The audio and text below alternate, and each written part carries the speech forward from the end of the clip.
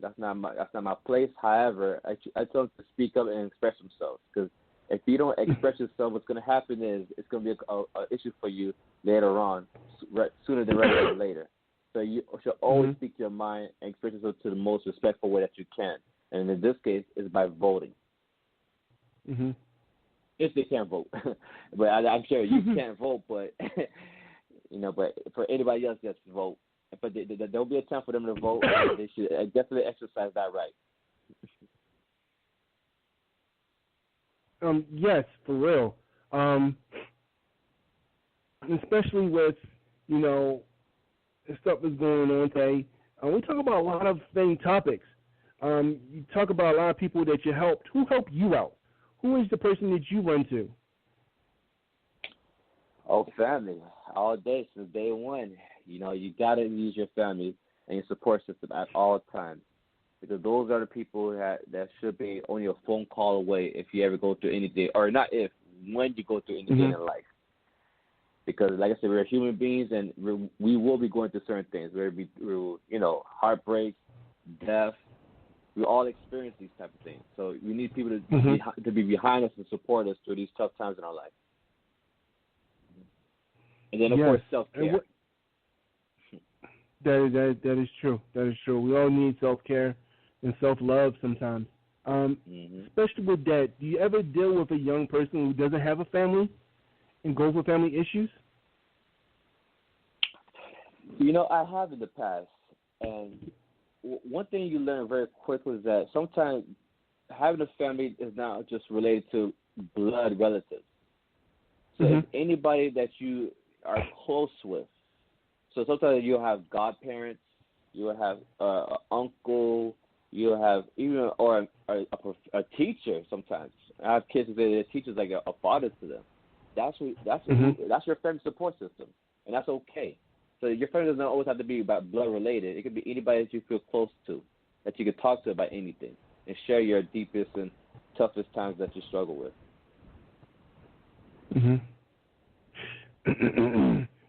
Are you going to work on a book for all of this stuff? It feels like when it feels like talking to you, it feels like you got something going on. Are you going to write a book about all your struggles or all the people's struggles too as well? I mean, sooner than later.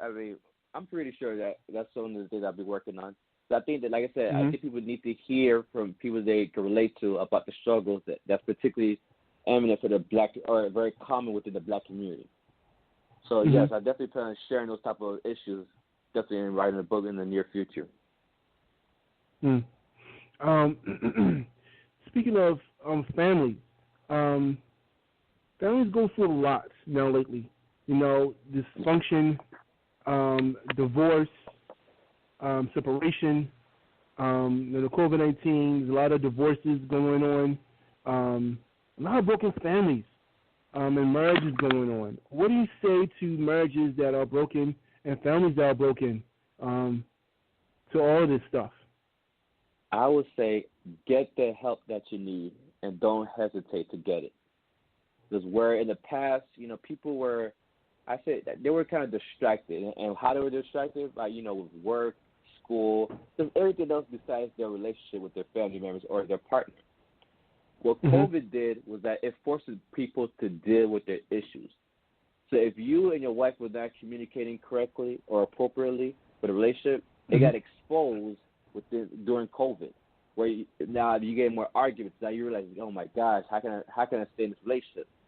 So now it forces you to actually fix the problem rather than to hide the problem. You can't hide from it anymore. COVID forces everybody to re-examine themselves to say, you know what? There's certain things I got to fix in my life, and I got to do better, because now I got no choice. So in a way, in that sense, COVID, that's the few positive things, aspects of COVID, I would say, that it forced people to really examine their issues that they haven't worked on in quite some time now. Indeed.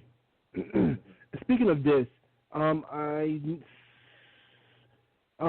the transgender and gay community, the gay community and transgender community gets so hit, especially with young people that are transgender and also that are gay. You hear a lot of homophobic stuff going on, and also we see a lot of videos of transgender people getting mistreated. What do you think about that, and how do you prevent that? Oh, so they get mistreated? Yeah, how mistreated, and how you can treat a transgender person or a gay person to get help. Well, I mean, the first thing is the question is if they want to get help for whatever issue there may be. So if you're talking about someone who's confused, then that's something that I can help them along the way to find out which route they prefer or which sexuality they like to go in that direction. But I think the biggest problem is that it's not necessarily they have a problem with it, it's that there's other people who have a problem with it. Family members, parents, siblings, friends, they had a problem with it, which becomes now their problem. And so that's what makes it very hard for them to deal with. It's not necessarily their sexuality they have a problem with dealing. It's dealing with the backlash from different directions, for people that's supposed to be close to them and be protective of them, but now they're getting it from them. So that's what makes it very, very difficult for them to live their life the way they want to. Indeed. Do you ever help people that are PTSD, especially trauma, especially with military and veterans, especially people that came out of prison? Do you ever help with them, with their needs? Oh, most definitely. Going out of jail and everything else? Yes, and one thing you need to know about trauma is that it's a process. It's not something that's going to happen overnight or a month or so. It takes some time. So you try to get people to the benefit, not the benefit, but the people enough coping skills to just manage their life appropriately so they could get through it. Because what's going to happen is these thoughts are going to come about. The emotions that is going to come about. All the things that you've been through the trauma, you're still going to still feel them and still think about them as you move on through your life. So the only thing you try to focus on is try to decrease how often it occurs. So for instance, if let's say someone was raped at an earlier age, they're not going to let that, they're probably never will forget that moment. However, how often they think about it will decrease as they receive appropriate counseling to deal with it. Really? Wow. And speaking of that, I remember a person who is basically traumatized, who was arrested early age, and he got arrested as like 12, and he was put in the population at 14, and he's still traumatized. What do you say to that person, and who was arrested and in jail at 14 years old?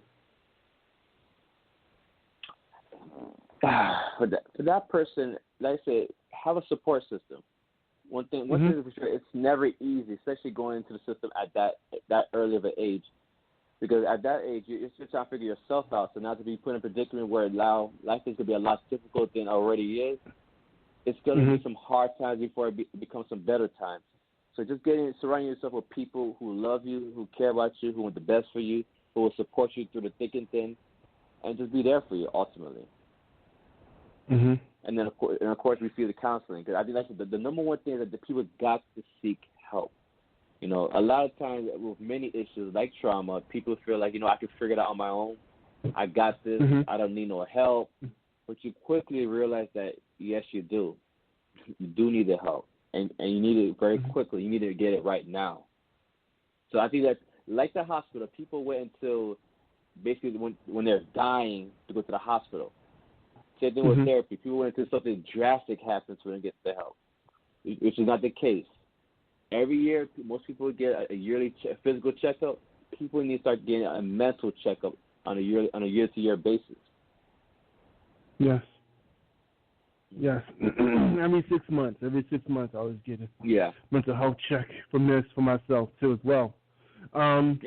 Speaking of that, drug abuse and also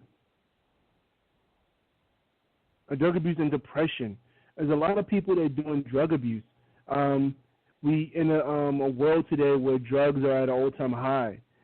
Families are now basically breaking apart by the grief of the opioid epidemic, the drugs of lean, and what you see on TV, do you think that's cool? What do you think about people doing too much drug abuse? Particularly for this year, I'm not surprised.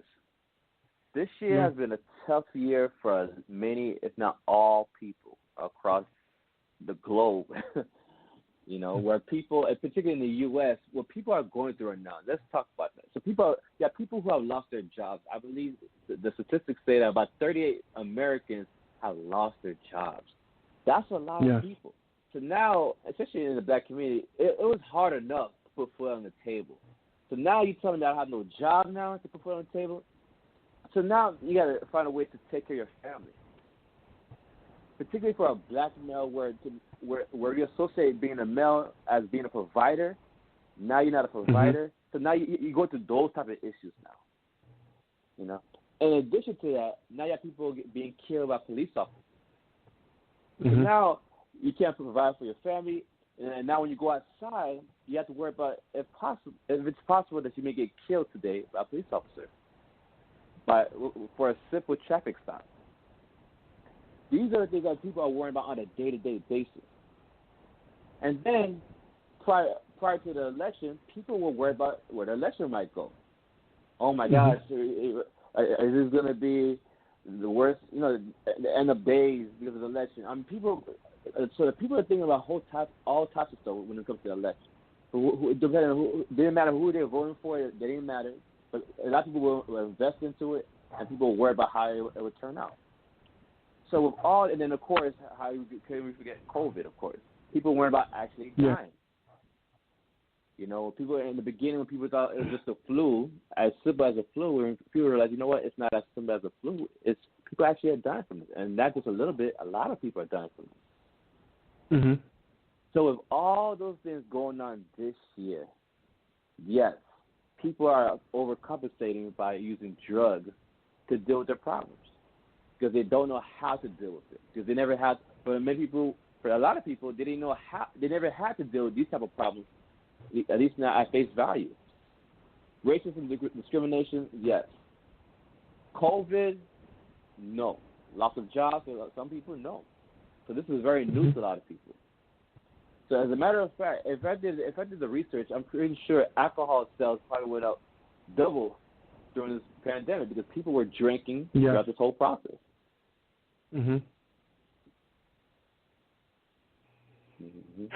Boy. Jeff, can you tell us where can we find you, and where can we can notify you for the audience? Yes, people could find me on my website at howweseeit.org, or even on Instagram at my business page, howwe_see it, or even my personal page, Ask Jeff, which is ASKJEFF, or on my LinkedIn, which is Celebrity Therapist Jeff Rocker. And also for the audience at home, you want to jump in to talk to our guests, feel free to talk to us. My number is 917-889-8825. Once again, that's 917-889-8825. The call in, press 1, speak to us, and now I'm listening to you. Jeff, we talk about a lot of things today. I want to get so much in for you. Talk about one thing that really bother people the most, which is life coaching. What do you do to your life coaching? What steps you do to your life coaching for people that want to change their lives? What we do is that we set realistic goals. The example I like to say is that everybody wants to make $1 million, but nobody knows what they have to do to get $1 million. So you have to set realistic goals that are achievable for you to achieve whatever ultimate goal you're trying to achieve. So short-term and long-term goals. And I know it sounds very simple, but a lot of people don't know what to do with their life.